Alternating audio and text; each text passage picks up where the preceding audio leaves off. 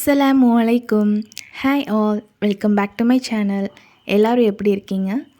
இன்றைக்கி என்ன வீடியோன்னு பார்த்தீங்கன்னா, ரமதானுக்கு இன்னும் 1 டே தான் இருக்குது. எல்லா யூடியூபர்ஸும் ஆல்மோஸ்ட் க்ளீனிங் வீடியோ, ப்ரிப்ரேஷன் வீடியோலாம் போட்டுட்டாங்க. பட் நான் இப்போ தான் வளர்ந்து வந்துட்டு இருக்கனால எல்லாத்தையும் பார்த்துட்டு லாஸ்ட்டாக போடுறேன். So this is my first Ramadan kitchen cleaning video. நீங்கள் வீடியோக்குள்ளே போகிறதுக்கு முன்னாடி ஃபர்ஸ்ட் மறக்காமல் இந்த வீடியோக்கு ஒரு லைக் பண்ணிவிட்டு அப்படியே சப்ஸ்கிரைபும் பண்ணிடுங்க. இப்போ வாங்க வீடியோக்குள்ளே போகலாம். மார்னிங் பிரேக்ஃபாஸ்ட் முடித்த அப்புறம்லேருந்து நான் வீடியோ எடுக்க ஸ்டார்ட் பண்ணேன். இன்றைக்கி க்ளீனிங் ஒர்க் இருக்கனால ஏர்லியாகவே குக் பண்ணிட்டேன். ஸோ ஃபர்ஸ்ட் ஸ்டெப் வந்து டஸ்டிங் தான். மேலே இருக்க எல்லா டஸ்ட்டையும் தட்டி விட்டுட்டு தான் நெக்ஸ்ட் ஸ்டெப் வந்து போகணும்.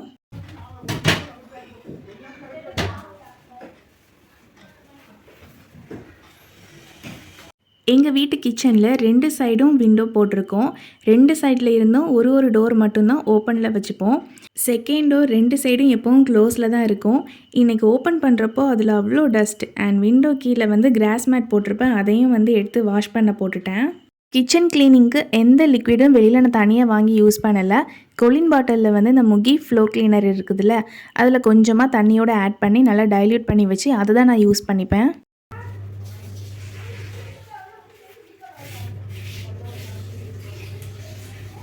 விண்டோவோட டோர் பார்த்தாலே தெரியுது எவ்வளோ டஸ்ட் அதில் வந்து அடைஞ்சு போய் இருக்குது அப்படின்ட்டு.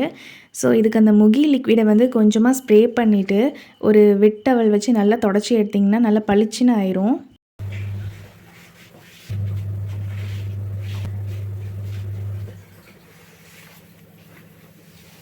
க்ளீனிங்க்கு எந்த ஃப்ளோர் க்ளீனர் வேணாலும் யூஸ் பண்ணிக்கலாம். ஸ்மெல் வந்து நல்லாயிருக்கும். எக்ஸாஸ்ட் ஃபேன்லையும் ஸ்ப்ரே பண்ணி நல்லா தொடச்சி விட்டுட்டேன். கை கெட்டுற தூரம் வர எல்லாத்தையும் டஸ்ட் இல்லாமல் தொடச்சி நீட்டாக வச்சுப்பேன். பட் கொஞ்சம் கவுண்டர் டாப் மேலே ஏறி பார்த்தா தான் தெரியுது இந்த வாட்டர் ப்யூரிஃபையர்லாம் எவ்வளோ கூடாக டஸ்ட் இருக்குன்னு. இப்போ மேலே இருக்க டஸ்ட் எல்லாத்தையுமே நல்லா க்ளீன் பண்ணியாச்சு. நெக்ஸ்ட்டு ஷெல்ஃபில் இருக்க திங்ஸ் எல்லாத்தையும் ஒரு செக்ஷனாக எடுத்து வந்து க்ளீன் பண்ணிக்குவேன். ஸோ இந்த டப்பாக்குள்ளே இருக்க க்ராசரிஸ் எல்லாமே வந்து முடிய நான் க்ளீன் பண்ணி வச்சுட்டு தான் இருப்பேன். ஸோ எல்லா பாக்ஸும் மட்டும் நான் நல்லா தொடச்சி வச்சுருக்கேன்.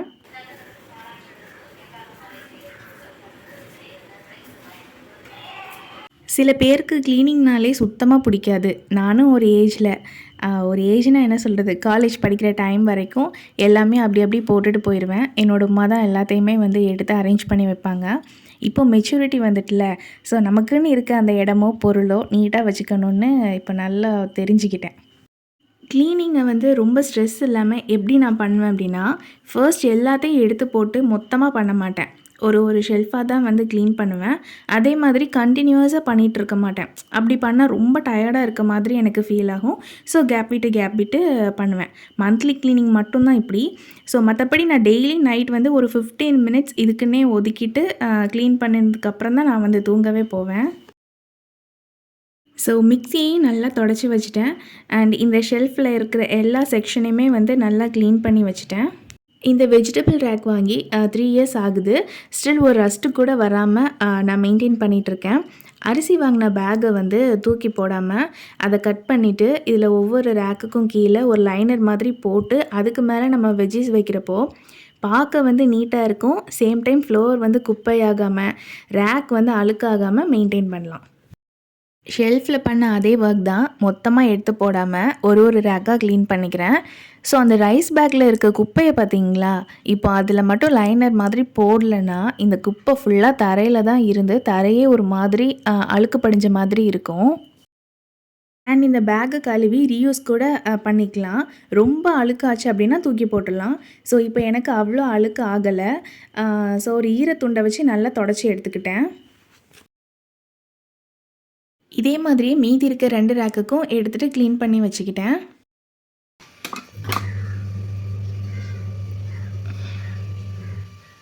மந்த்லி ஒன்ஸ் கண்டிப்பாக கிச்சன் வந்து டீப் க்ளீன் பண்ணிவிடுவேன்.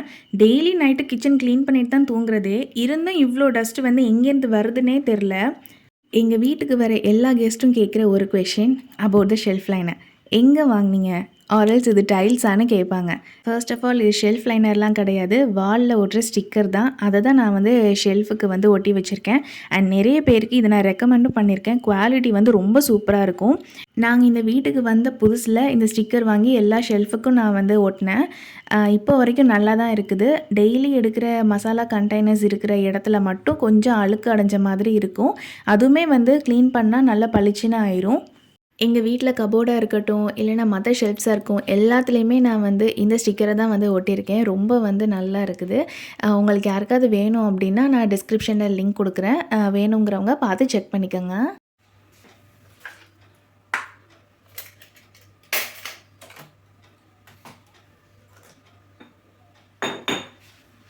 செஞ்ச வேலையில் பசி வந்துருச்சு. ஸோ சாப்பிட்டுட்டு வந்துட்டேன். இந்த ரேக் வந்து என்னோடய பிரதர் வந்து சென்னையிலேருந்து வாங்கி கொடுத்துருந்தாங்க. ஸோ அதுக்குமே வந்து அப்படியே யூஸ் பண்ணாமல் அந்த கார்ட்போர்டு இருக்குதுல்ல, அதில் வந்து இந்த கிஃப்ட் ஷீட் மாதிரி இருக்கும், அதை வந்து நல்லா ஒட்டி வச்சுட்டு அதுக்கு மேலே தான் வந்து நான் திங்ஸ் எல்லாமே வந்து ஸ்டோர் பண்ணி வச்சுருக்கேன். இந்த ஃபர்ஸ்ட் செக்ஷனில் உள்ள அந்த கார்ட்போர்டில் தான் கொஞ்சம் அழுக்கு இருக்க மாதிரி இருக்கும். பிகாஸ் இதில் தான் நான் முன்னாடி ஆயில் எல்லாமே வந்து வச்சுருந்தேன். அதனால தான். கேஸ் ஸ்டவ் பக்கத்தில் இந்த கண்டெய்னர்லாம் இருக்கிறதுனால ஆயிலெலாம் வந்து தெரித்து கொஞ்சம் பிசு பிசுன்னு இருக்க மாதிரி இருக்கும். ஸோ நல்லா வந்து தொடச்சி வச்சுக்கிட்டேன்.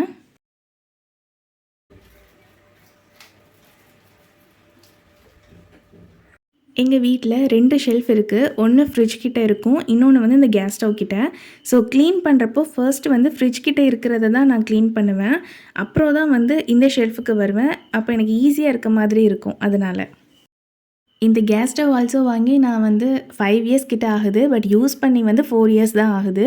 இப்போ வரைக்கும் அது வந்து புதுசாக இருக்குது. இதுக்காக நான் எந்த லிக்விடுமே வாங்கி யூஸ் பண்ணது கிடையாது. ஒன்று தண்ணி வச்சு க்ளீன் பண்ணுவேன், அப்படி இல்லைனா டீப் க்ளீன் பண்ணுறப்போ இந்த லிக்விட் வச்சு க்ளீன் பண்ணுறது தான். ஸோ மேலே மட்டும்தான் வந்து டஸ்ட்லாம் இருக்க மாதிரி இருக்கும். கீழே வந்து ஆல்மோஸ்ட் எப்போவுமே வந்து சுத்தமாக தான் இருக்கும். பிகாஸ் நான் சமைச்சு முடித்த உடனே அப்படியே நான் போடாமல் அப்பப்போ க்ளீன் பண்ணி வைக்கிறதுனால எனக்கு பெருசாக வந்து கீழே எந்த ஒர்க்குமே இருக்காது. அண்ட் இந்த ரேக் வந்து நான் மீஷோவில் 340 ருபீஸ்க்கு வாங்கியிருந்தேன். ரொம்ப சூப்பராக இருக்குது. இதோட லிங்க்கும் நான் வந்து வைக்கிறேன், வேணுங்கிறவங்க செக் பண்ணி பார்த்துக்கோங்க.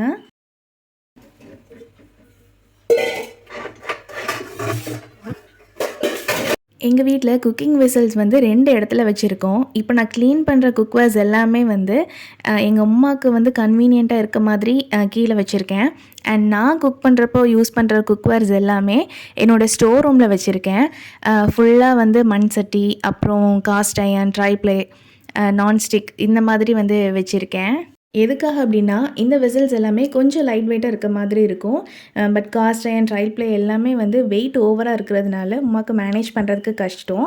அதனால வந்து அதெல்லாம் நான் தனியாக வச்சுருக்கேன்.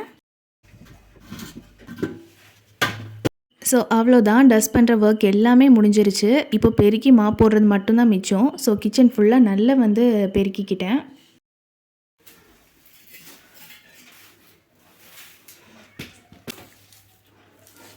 மாப் போடுறதுக்காக தண்ணியில் அந்த முகி ஃப்ளோர் கிளீனரோட கம்ஃபர்ட் 2மே வந்து ஆட் பண்ணியிருக்கேன். ஸோ கிச்சனில் வந்து ப்ளசண்ட்டாக வந்து ஸ்மெல் இருக்கும்.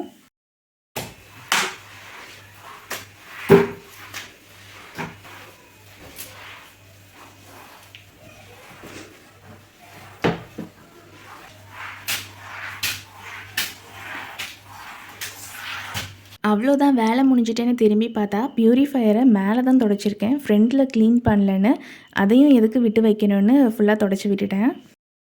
முகியோட டாய்லெட் கிளீனரை கொஞ்சமாக சிங்க் க்ளீன் பண்ணுற அந்த சில்வர் ஸ்க்ரப்பில் எடுத்துகிட்டு ஃபாசட்க்கு கீழே இருக்கிற அந்த டைல்ஸ்லாம் வந்து லைட்டாக தேய்ச்சி விட்டாலே போதும். ஒயிட் ஸ்டெயின்ஸ் வந்து எங்கே போகுதுன்னே தெரியாது.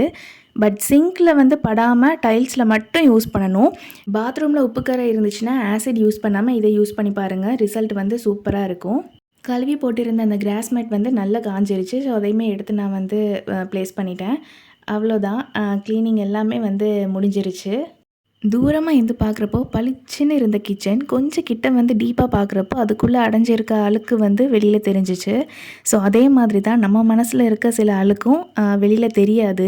கிச்சனை க்ளீன் பண்ணுற மாதிரி நம்மளோட மனசை க்ளீன் பண்ணுறதுக்காக தான் அல்லாஹ் ரமதான் மாதத்தை இறக்கியிருக்கான். முடிஞ்ச அளவுக்கு இந்த ரமதான் மாதத்தில் அல்லாஹ்விட பாவம் மன்னிப்பு கேட்டு அவனும் நம்மளோட பாவங்களை மன்னிச்சு பிறந்த குழந்தையோட மனசு மாதிரி நம்ம மனசையும் அல்லாஹ் சுத்தமாக்கி வைப்பாங்கிற துவாவோட இந்த வீடியோவை நான் முடிக்கிறேன்.